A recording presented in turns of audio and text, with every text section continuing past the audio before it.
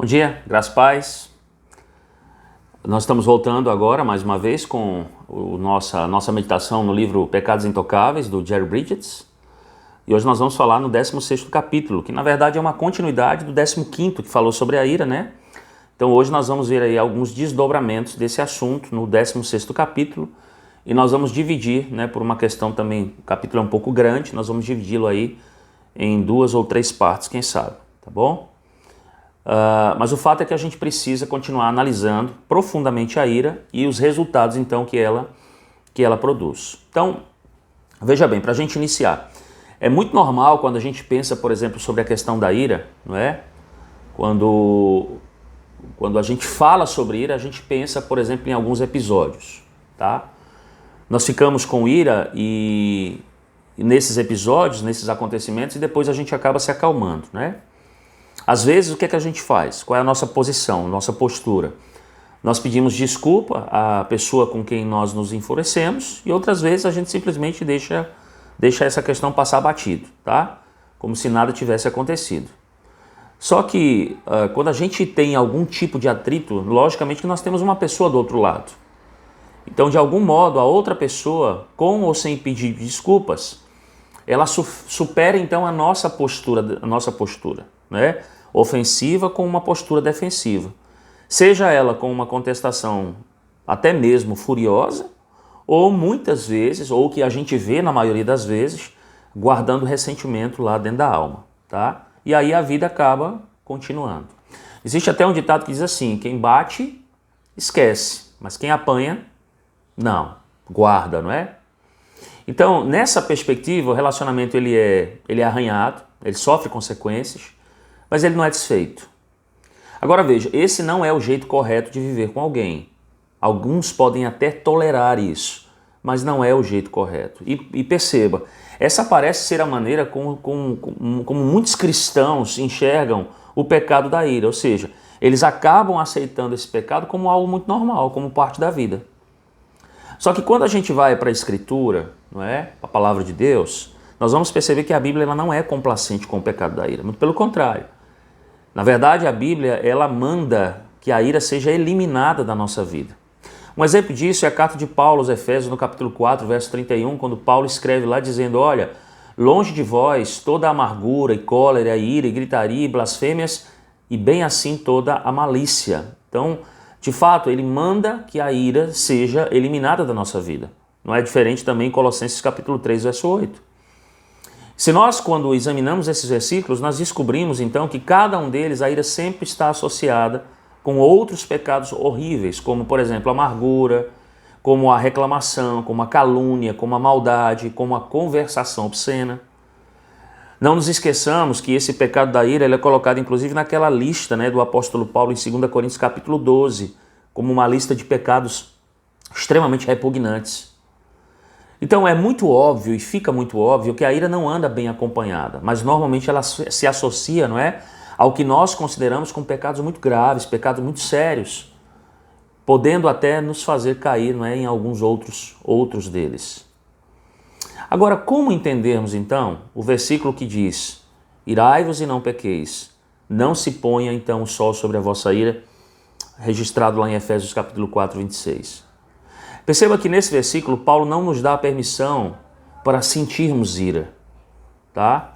E muito menos Paulo está nos mandando a ficarmos com ira, como um modo imperativo, do que o verbo inclusive no próprio texto pode sugerir. Mas Paulo, uma vez sabendo que nós enfrentamos esse pecado, com que nós de fato sentimos ira, Paulo está nos ensinando então a como lidar com a ira. E basicamente, aqui parafraseando, é como se Paulo estivesse dizendo: olha, não se agarre à ira, muito pelo contrário, livre-se da ira o mais rápido possível. Então percebam que esse é justamente o esclarecimento do apóstolo Paulo aqui neste texto: não se ponha o sol sobre a vossa ira. Nós temos inclusive uma expressão idiomática que nos aconselha acerca disso. Ele diz: olha, corte o mal pela raiz. E é exatamente isso que o apóstolo Paulo nesse texto está mandando a gente fazer. Lide com a sua ira imediatamente, mas acima de tudo, não coloque a sua cabeça no travesseiro à noite cheio de ira no seu coração. Porque na melhor das hipóteses, a ira é pecado, com rara exceção de uma ira legítima. Mas na pior das hipóteses, ela dá origem a outros pecados extremamente sérios. Então o que é que nós vamos fazer aqui, baseado naquilo que Jerry escreve no capítulo 16? Nós precisamos analisar alguns resultados a longo prazo que são causados pela ira. E ao qual ele dá o nome nesse capítulo 16, inclusive esse é o tema, de ervas daninhas da ira. Tá? E por que ervas daninhas da ira? Porque ninguém quer cultivar erva daninha.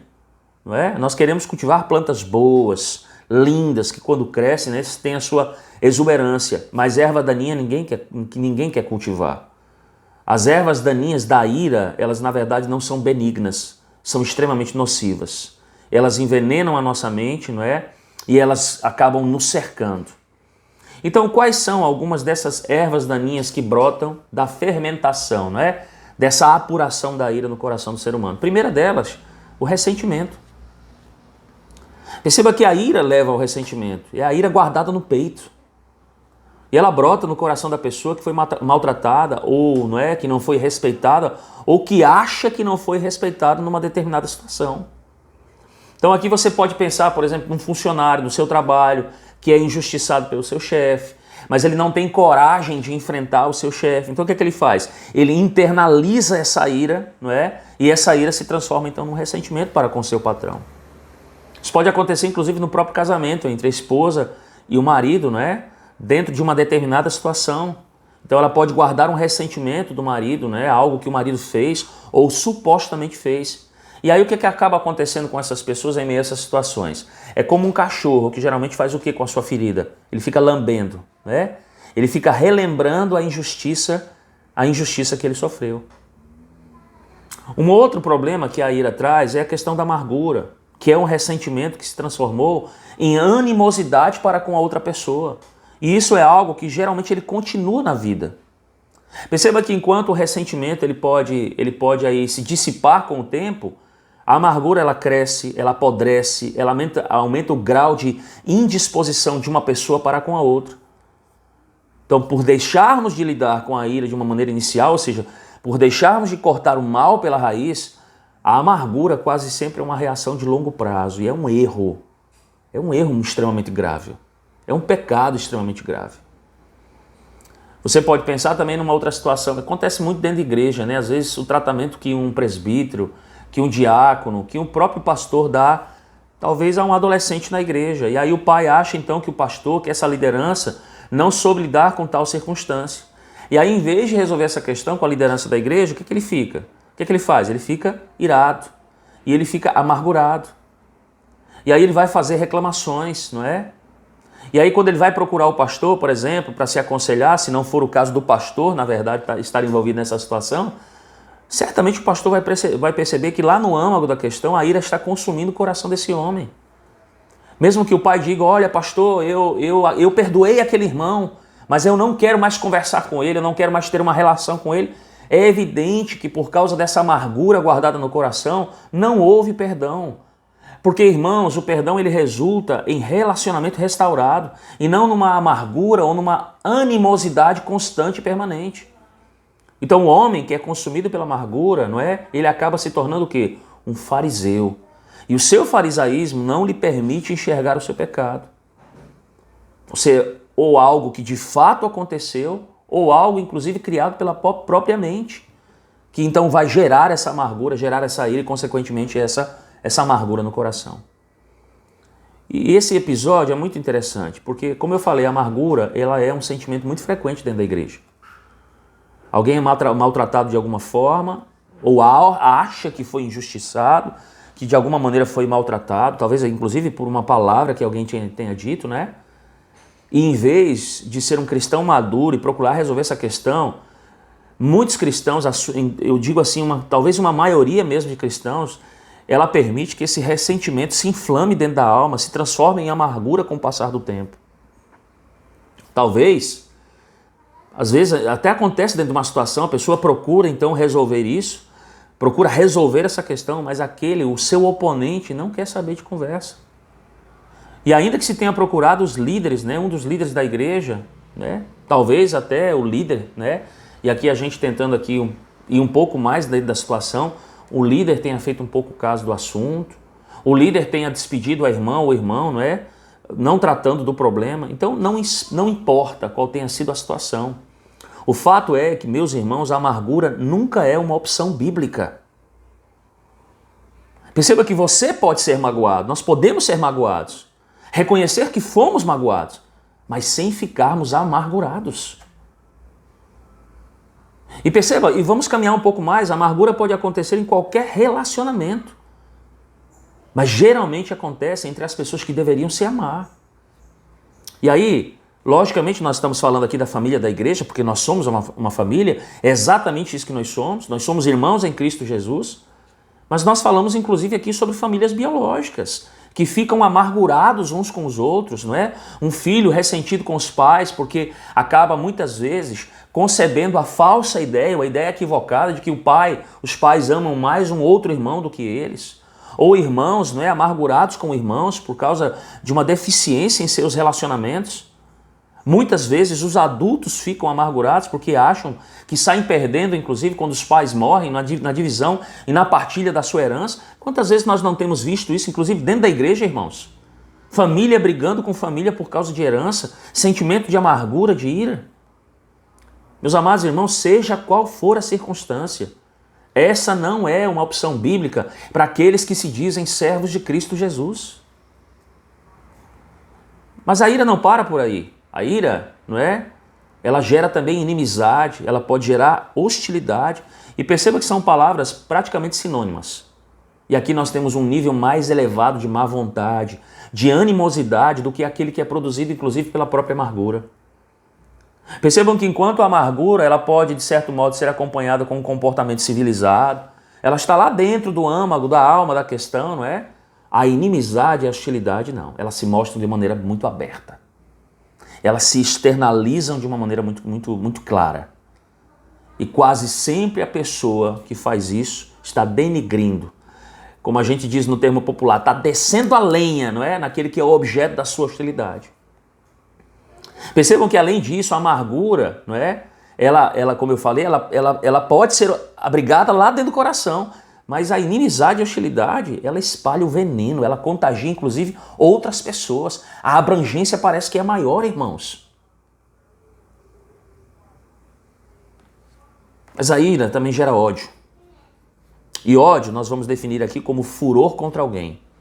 O ódio é mencionado várias vezes na Escritura. Leia depois Gênesis 27, Gênesis 50, Levítico 19, não é? Próprio Marcos capítulo 6, verso 19.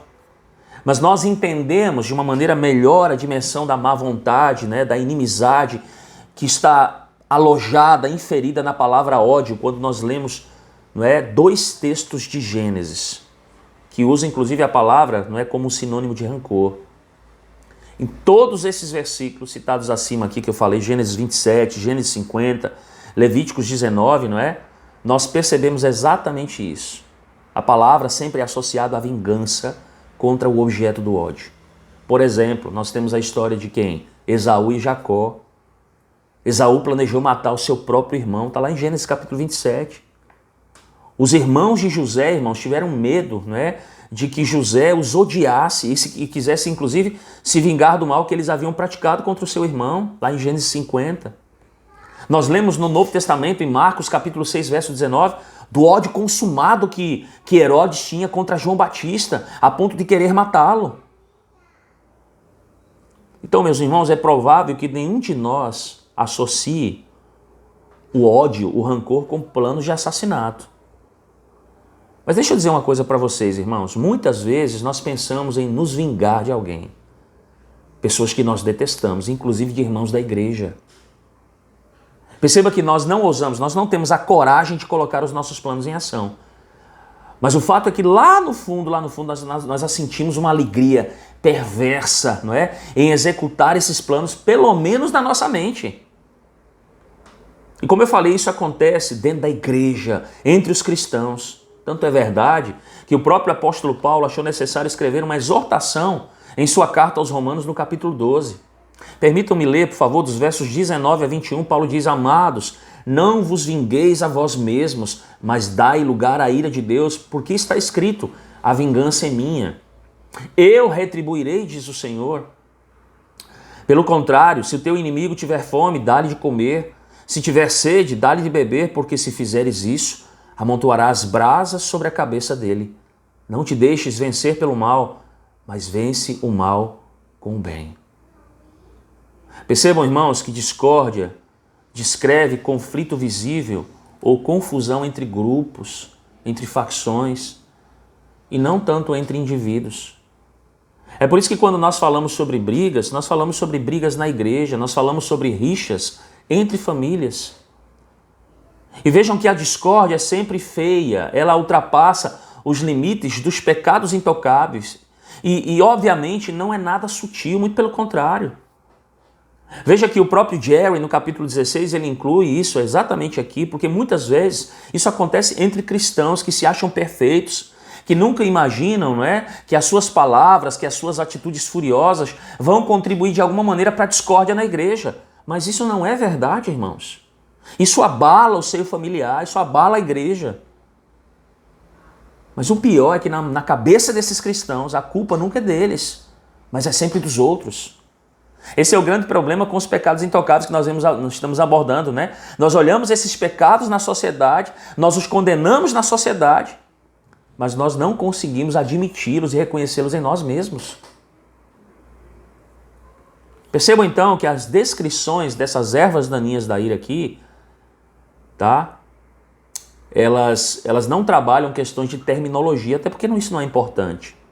Mas o objetivo aqui é de entendermos que aquela ira que é guardada dentro de nós, além de ser pecado, ela é espiritualmente perigosa para você.